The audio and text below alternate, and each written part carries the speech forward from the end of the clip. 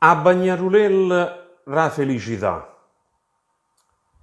Io sono con terza maschia e cinque figlie. Due frati sono più grossi e due sorelle troppo a me.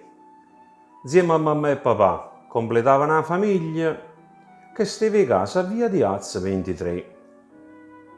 Ma ricordo quando ero piccerilla, io, coi frati e sorelle mie, insieme a mamma e papà, tenevano solo una stanzietta e a fianco alla cucinella a dove mamma metteva a cucinare.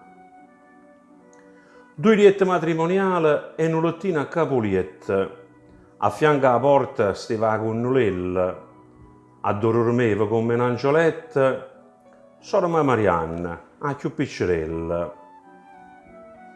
Io dormivo insieme ai frati miei più grossi, Sandolella in due lettino a capolietto, e volta bastava solo un colpo di tosse per scettare tutta la famiglia soprassalto.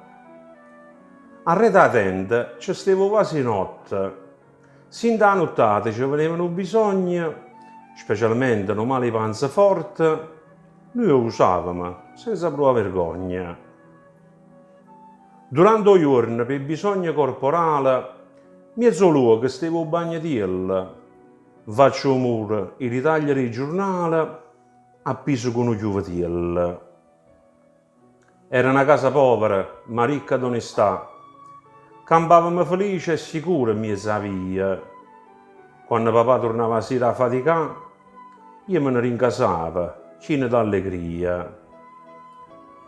Tutti questi ricordi io tengo in dei pensieri. Pure se è successo tanto tempo fa, a me mi pare come fosse ieri, quando mi lavava in da bagnarolella la felicità.